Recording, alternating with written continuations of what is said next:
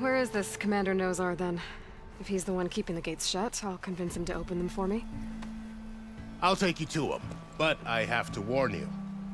The commander isn't one to break protocol, especially when he's already high-strung. We'll see about that.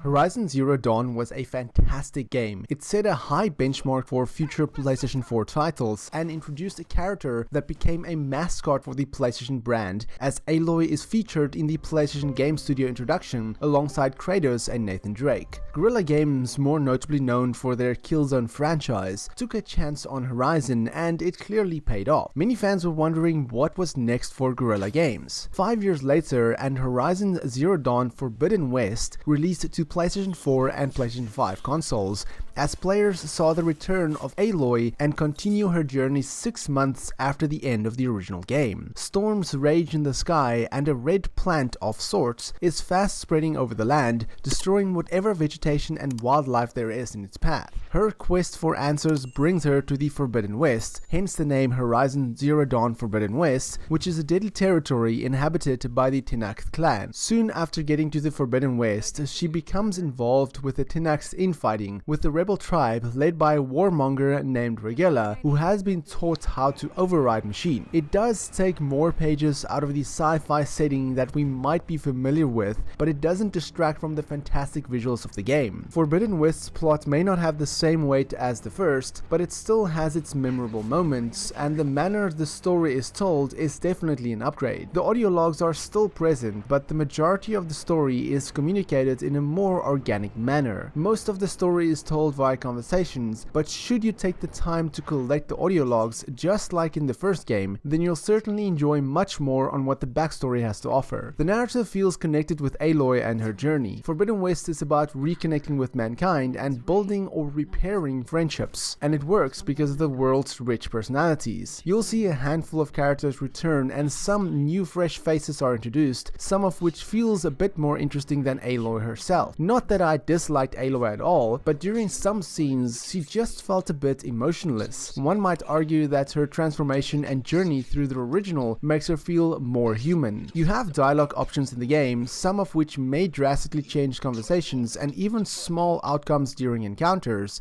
but the overall structure of the game remains linear. You won't find something like Mass Effect or Dragon Age in the conversation tree here. The fighting mechanics are improved, and it feels just as exciting taking down your first enemy as it did in the original game. In fact, the DualSense controller is what is a standout here, augmenting the action with well-implemented haptic input. Some of the more subtle things done with the controller are fantastic, such as the sensation of grass brushing against you as you walk through it, and the increased resistance on the trigger while preparing an arrow. If you know you're getting a PlayStation 5 soon, then the DualSense alone is worth the reason to hold off and not purchase this on a PlayStation 4. There are some annoying platform issues though that interrupts the smooth action, and in one instance a quest marker didn't activate, which resulted me in needing to load an older save game. There's also multiple reports of system crashes, but I didn't experience any of that during my playtime. Speaking of time, you can easily spend around 30 hours in this game and hardly had focused on the main quest at all, as there's just so much to do in this beautifully crafted world. It can get a bit overwhelming, to be honest.